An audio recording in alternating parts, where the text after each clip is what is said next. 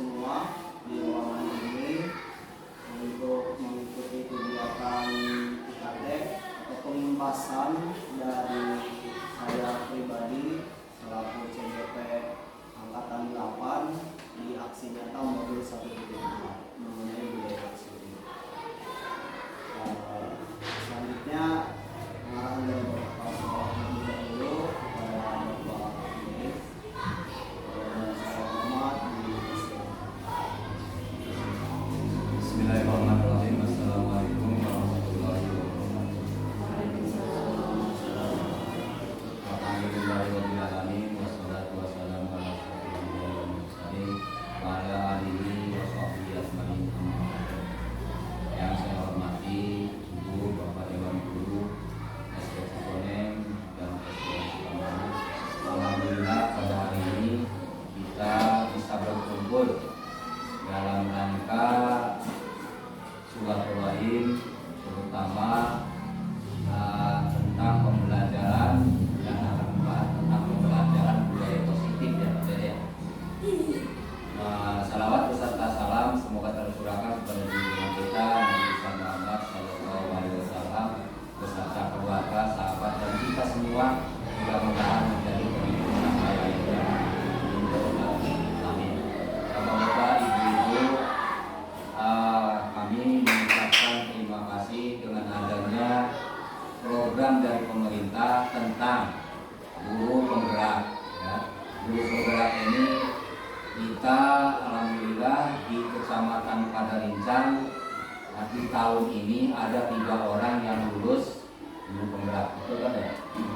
Nah, untuk sementara itu alhamdulillah di sekolah kita di SD Cikoneng ini ada yang berhasil menyelesaikan beberapa tugas, beberapa seleksi, beberapa soal yang telah dikerjakan oleh guru kita yaitu Pak Dede ya.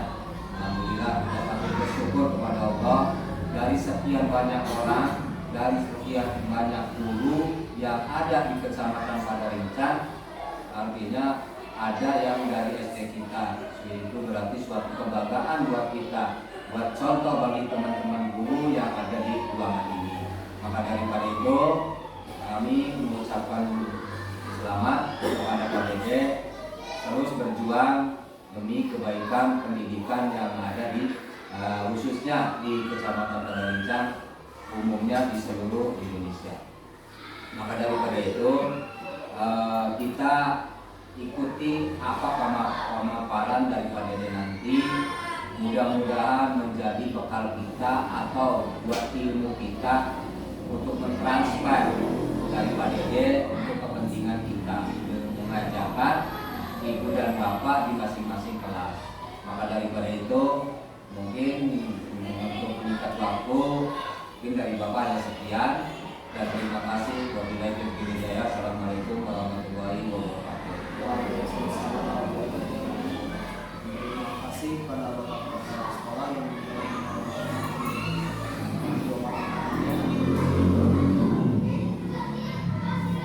selanjutnya langsung ke Assalamualaikum warahmatullahi wabarakatuh. Bismillahirrahmanirrahim. Qul bismillah sadri wa yassir li amri wa hlul 'uqdatam min lisani yafqahu qawli. Kepala Sekolah SD Cikoneng yang saya hormati Bapak Ibu Dewan Guru SD Cikoneng dan SD Cikoneng. Saya ucapkan terima kasih atas kehadirannya di ruangan ini untuk mengikuti belajar bersama-sama mengenai budaya positif di sekolah. Ini ya kita akan belajar bersama-sama di sini bukan berarti saya merasa bisa tentang budaya positif ya. Kita mencari ilmunya saja lah dari program guru penggerak ini, terutama di modul 1.4 tentang budaya positif. Kita nanti akan bersama-sama belajar tentang disiplin positif dan nilai-nilai kebajikan universal, teori motivasi, hukuman dan penghargaan serta restitusi. Ini menurut saya cukup menarik karena di sini saya juga mendapatkan ilmu baru. Ternyata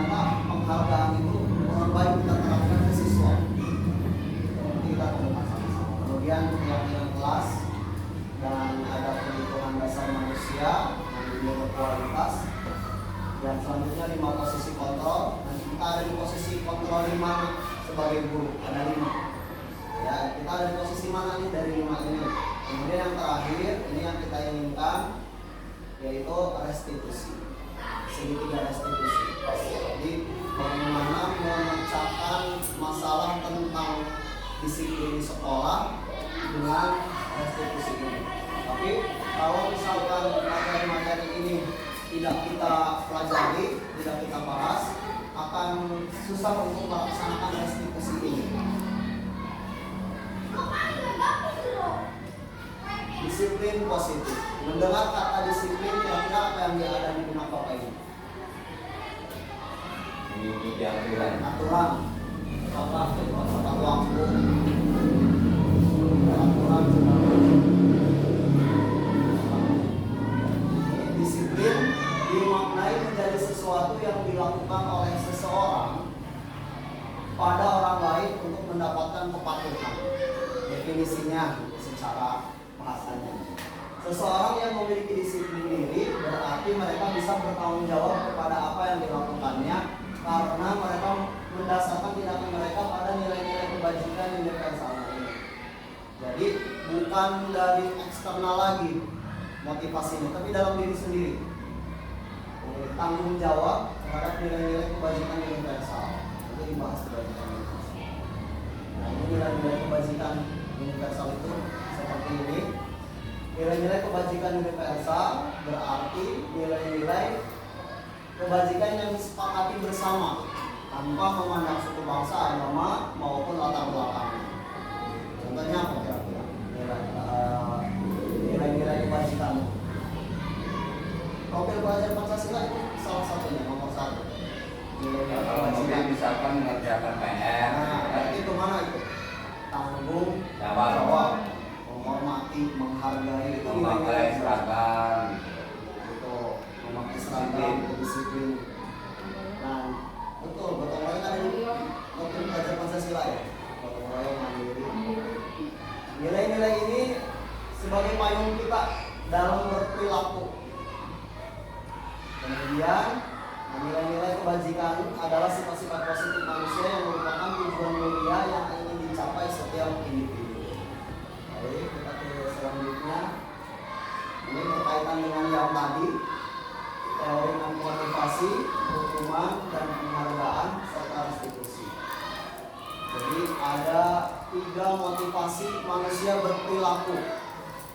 Ini terkait dengan anak-anak di sekolah lah. Kita nggak usah jauh-jauh ya. Kita spiral aja.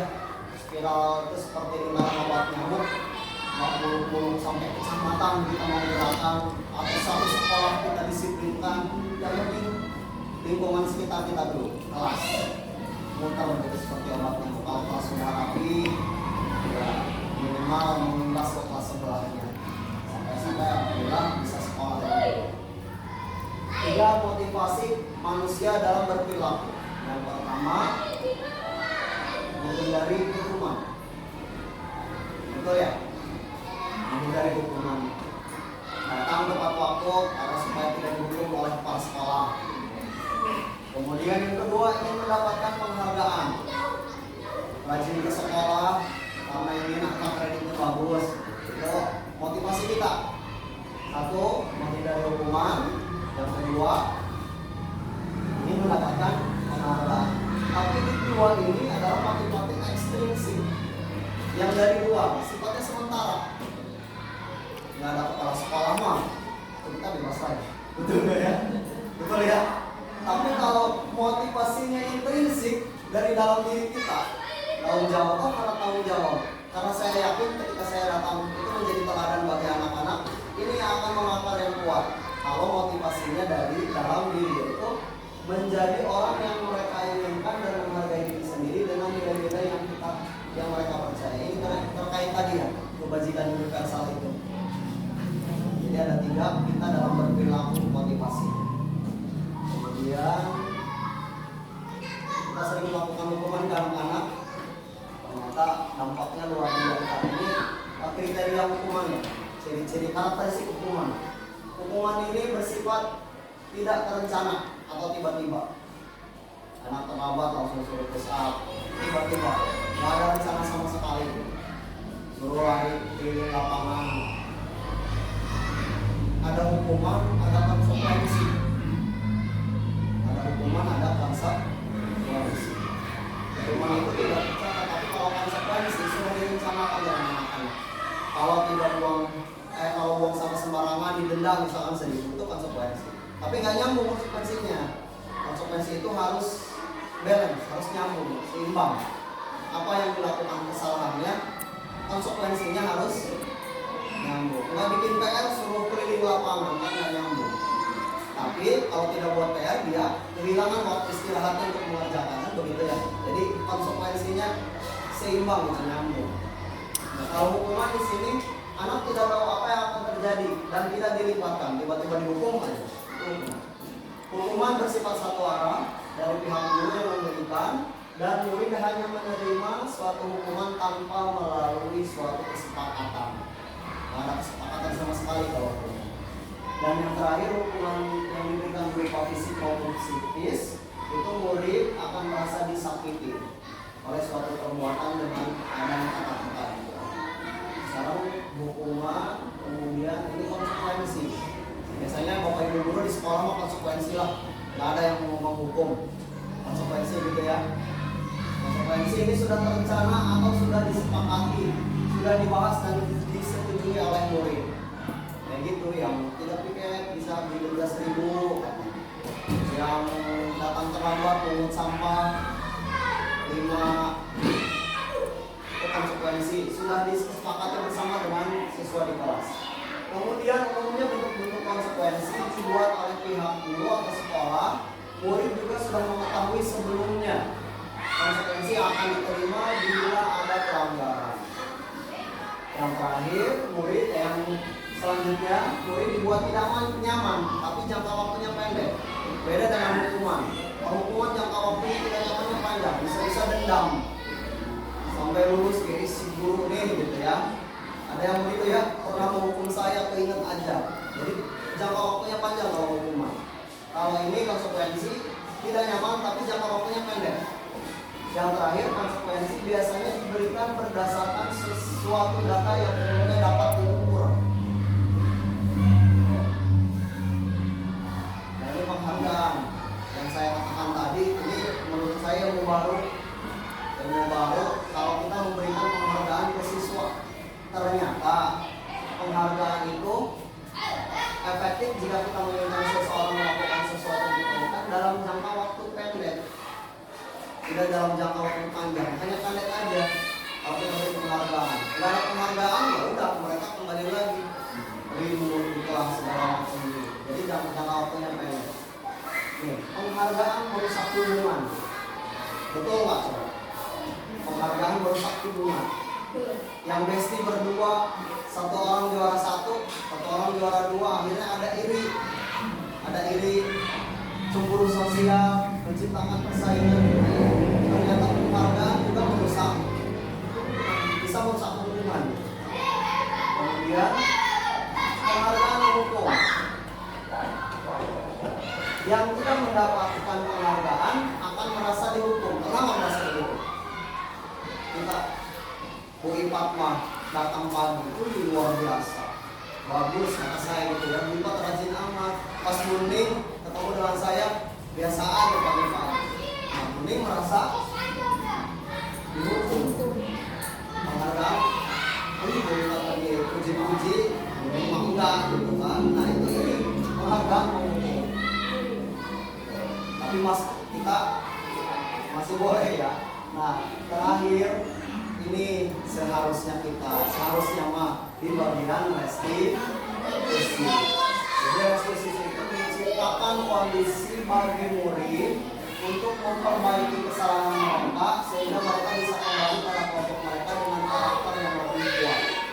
Ini mungkin di akhir di segi kerja restitusi namanya.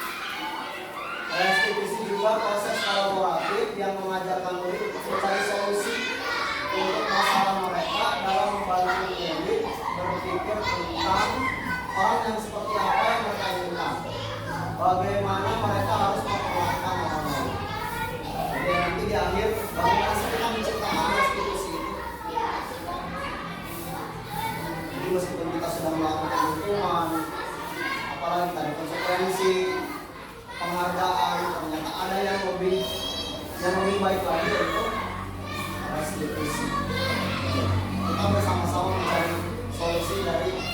pelanggaran itu nanti belajar. Pernah dengar keyakinan kelas? Kesepakatan kelas pernah membuat kesepakatan kelas. Asalnya dari peraturan kelas, dibuatlah kesepakatan kelas. Nah sekarang diubah lagi, pemerintah itu menginginkannya keyakinan kelas. Jadi yakin, kalau yakin itu kan dari hati, dari dalam diri. Mengapa keyakinan kelas? Mengapa kita tidak peraturan kelas saja? Dilarang buang sampah, dilarang memukul pintu, kita tulis peraturan kelas. Mengapa kita harus ganti dengan keyakinan kelas? Nah kita analogikan ke penggunaan helm. Nah, mengapa kita memiliki peraturan penggunaan helm pada saat berkendara roda 2? Kira-kira supaya tidak ditilang polisi, atau dipuji helmnya bagus, atau untuk keselamatan? Kalau Bapak Ibu kita semuanya untuk keselamatan, berarti motivasinya sudah ada 3 tadi ya. Motivasi intrinsik dari dalam diri, keselamatan, kesadaran diri, yakin bahwa kalau kita pakai helm kita akan selamat. Makanya harus keyakinan. Kemudian memakai masker, cuci tangan setiap saat itu juga sama. Kalau kita yakin untuk kesehatan dan keselamatan. Nanti tahapan-tahapan membuat keyakinan kelas juga. Baik, nah ini nilai-nilai keselamatan yang tadi kita pakai helm itu atau kesehatan, inilah yang disebut sebagai suatu keyakinan, yaitu nilai-nilai kebajikan universal yang disepakati secara tersirat dan tersurat. Jadi nggak mesti ditulis sebenarnya. Yakinnya apa? Sehat, selamat, lepas dari latar belakang suku negara, bahasa maupun agama. Nilai-nilai kebajikan menekankan pada keyakinan seseorang akan lebih memotivasi seseorang dari dalam. Tadi ya, intrinsik bukan ekstrinsik. Seseorang akan lebih tergerak dan bersemangat untuk menjalankan keyakinannya daripada hanya sekedar mengikuti serangkaian peraturan tertulis tanpa makna. Ini terkait dengan nilai kebajikan. Nah ini cara-cara membuat keyakinan kelas kita.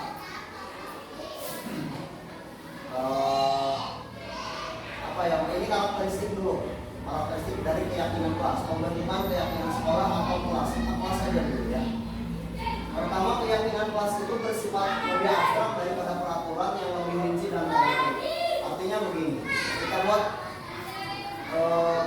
keyakinan menghormati orang lain. Kan cukup satu saja, menghormati. Berarti kan ke bawahnya banyak. Kalau dibuat peraturan kan dilarang mengambil barang orang lain, dilarang merusak barang orang lain, dilarang mengganggu teman, kan banyak. Tapi kalau peraturan itu kan lebih rinci dan konkret, satu-satu gitu dirinci. Kalau keyakinan cukup satu, tapi bawahnya pasti banyak. Meyakini menghormati orang lain, banyak pelanggaran di bawahnya yang harus tidak kita lakukan. Kemudian keyakinan kelas berupa pernyataan-pernyataan universal. Universal itu global, umum, bersifat umum. Pernyataan keyakinan kelas senantiasa dibuat dalam bentuk positif karena keyakinan, yakin, nilai kebajikan, bukan negatif, bukan melarang membuang sampah, itu kan negatif. Tapi kita ganti dengan kalimat positif, menjaga kebersihan. Nah, itu membuang sampah pada tempatnya itu kan positif ya, positif. Jangan yang negatif. Kalau udah buat keyakinan kelas itu jangan yang negatif, ubah ke positif. Keyakinan kelas hendaknya tidak terlalu banyak sehingga mudah diingat dan dipahami oleh semua warga. Jangan banyak-banyak, 7, 10 aja udah banyak ya. Anak nanti nggak ingat. Iya, isi. Kemudian keyakinan kelas sebaiknya sesuatu yang dapat diterapkan di lingkungan tersebut. Lingkungan kelas kita aja dulu. Gak usah jauh-jauh. Jangan membuat keyakinan kelas, tapi satu keyakinan kelas itu ternyata tidak bisa diterapkan di lingkungan kita juga. Yang terakhir, semua warga kelas hendak berkontribusi dalam membuat keyakinan kelas. Semuanya harus terlibat. Jangan kita sendiri yang bikin dengan anak-anak. Dikumpulkan di kampung. Harusnya nanti saya tunjukkan membuat keyakinan kelas ya. Kalau Pak, kita menilai. Jadi awalnya membuat keyakinan kelas itu pertama kita tampung peraturan kelas dengan anak-anak. Yuk anak-anak, siapa yang punya ide bagaimana supaya kelas ini tertib? Dari sebelah sana boleh dengan kertas tulis dilarang pukul-pukul meja. Kita tampung aja dulu semua. Kita tulis, kita ubah. Yang keduanya ubah menjadi kalimat positif. Ke sebelahnya kita udah tulis di sebelah papan tulis, ubah menjadi kalimat positif di sebelahnya. Contoh tadi dilarang memukul-mukul meja. Kira-kira kalau jadi kalimat positifnya apa di sebelah? Menjaga ketertiban kelas. Menjaga ketertiban kelas. Kita ubah ke sebelahnya.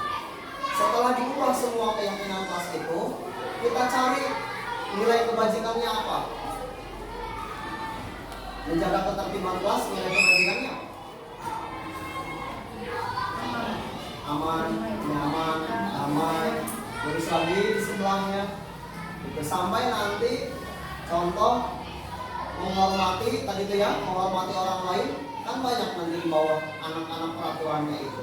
Nah, yang kita tempel, yang kita buat adalah kalimat positif itu, bukan peraturan yang bersifat negatif. Kemudian setelah beres keyakinan kelasnya, ditinjau ulang dengan anak-anak, ditinjau kembali. Setiap pagi kalau bisa mandi keyakinan kelas kita apa gitu. Keyakinannya seperti ini. Kalau bisa dibuat poster ditempel mengenai keyakinan kelas. Selanjutnya ini, kenapa 5 kebutuhan dasar manusia ini disampaikan di sini?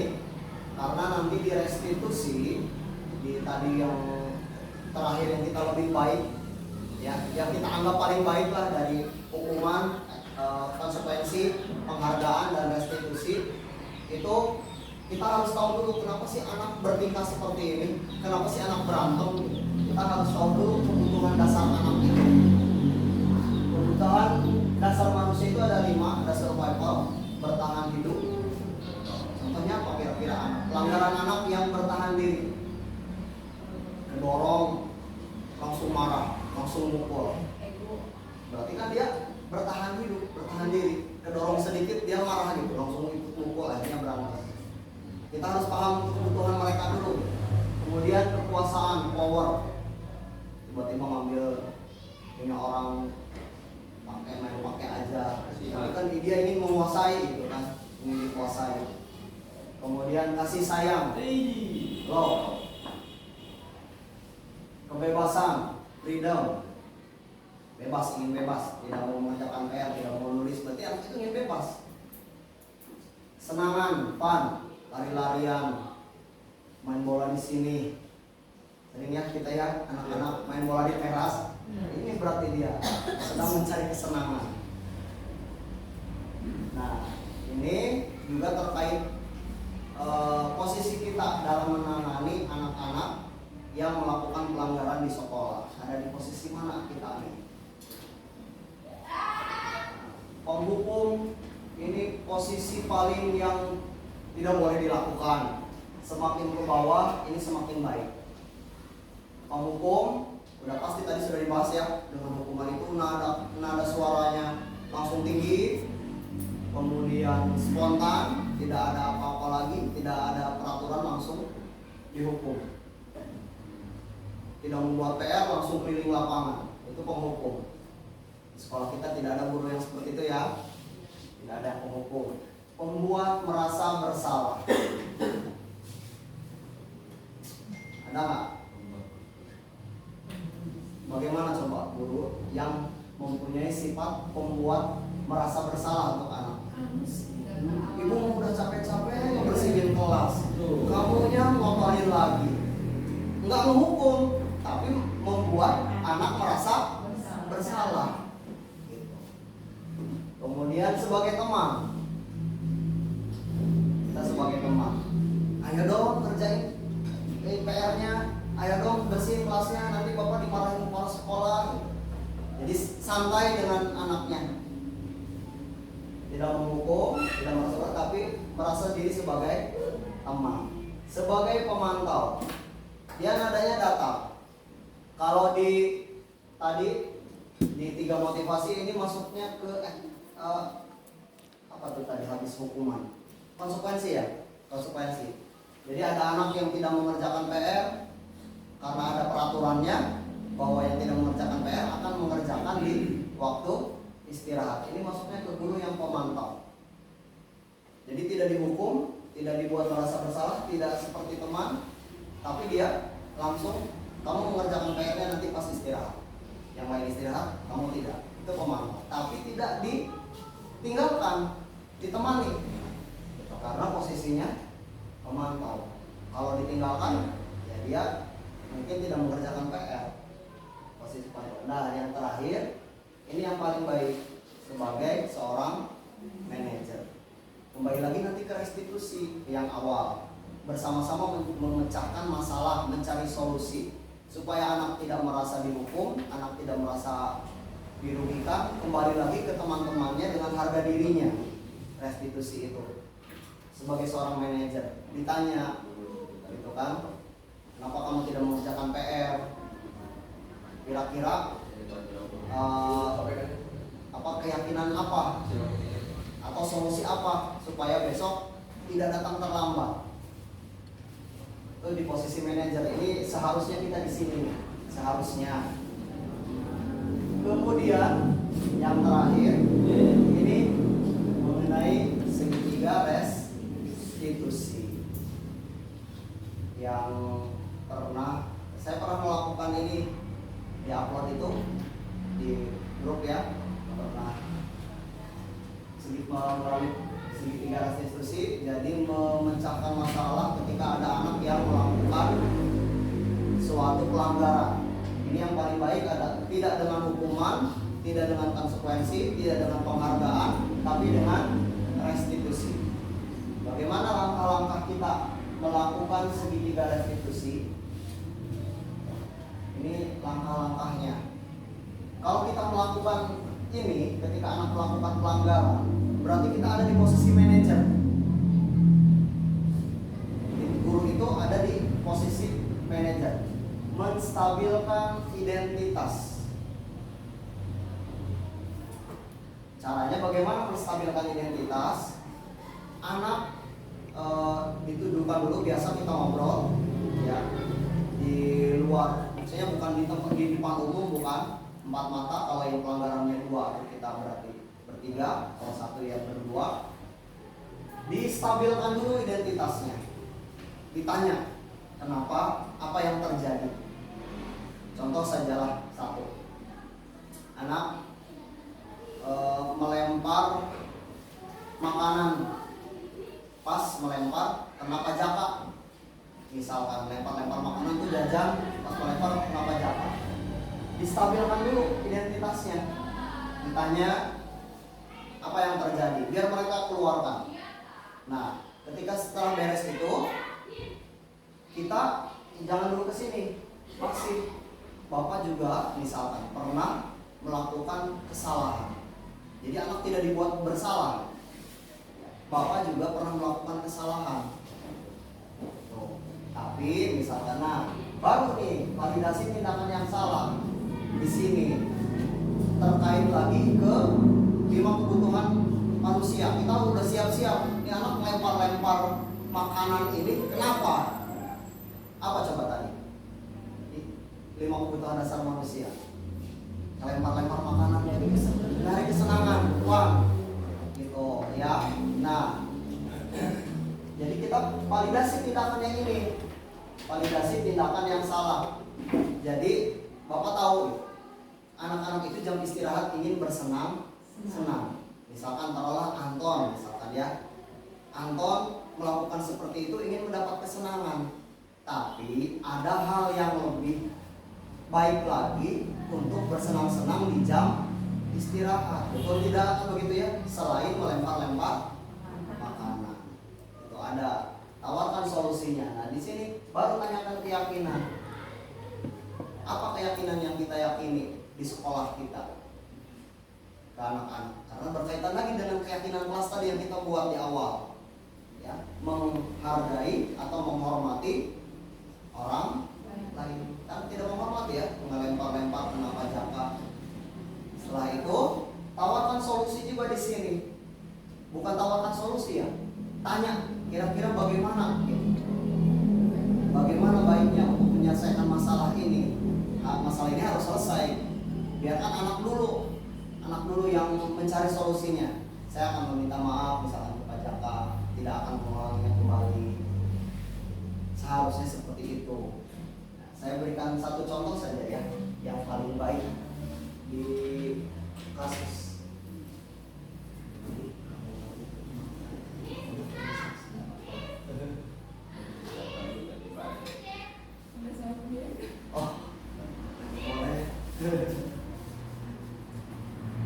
Satu lagi nih ya, satu aja contoh.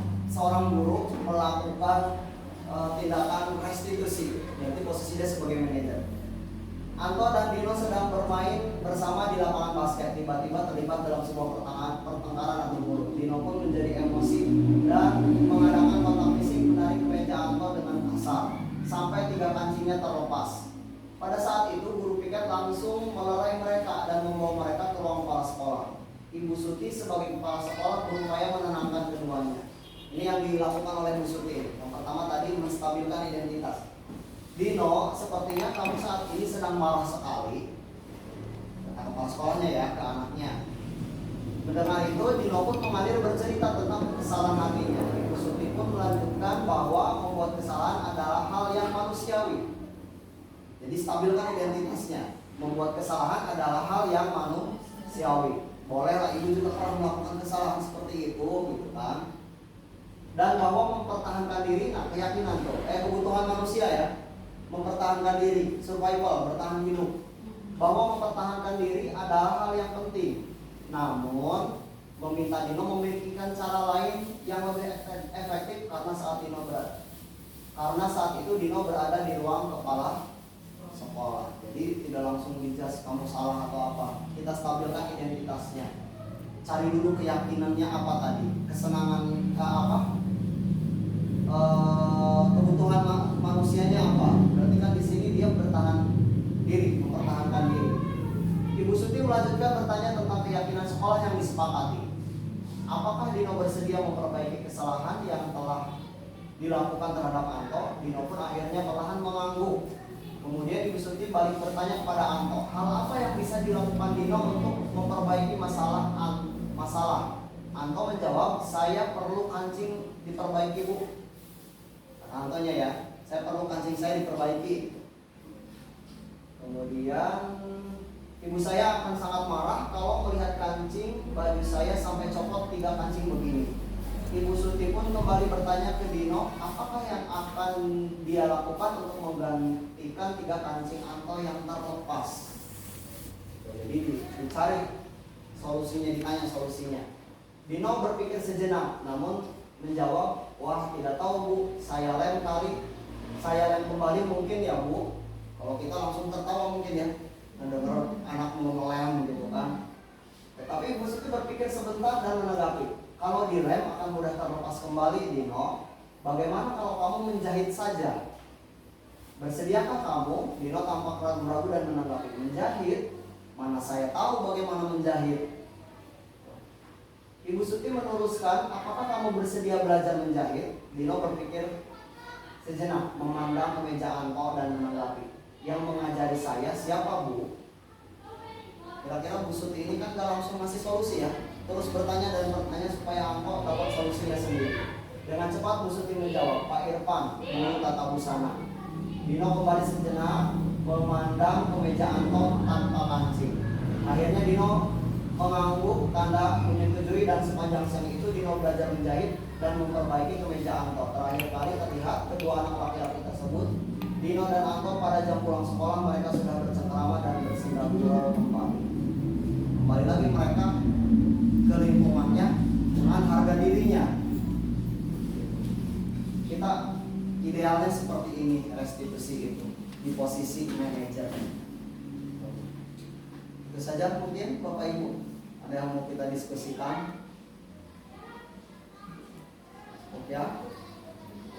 Terima kasih atas perhatian dan waktunya. Mohon maaf. Ini sudah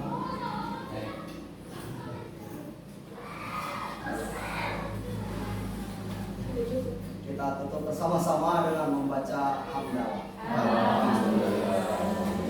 kasih atas waktunya. Kekurangannya bila itu hidayah. Assalamualaikum warahmatullahi wabarakatuh. Waalaikumsalam warahmatullahi wabarakatuh. Terima kasih. Boleh Makasih,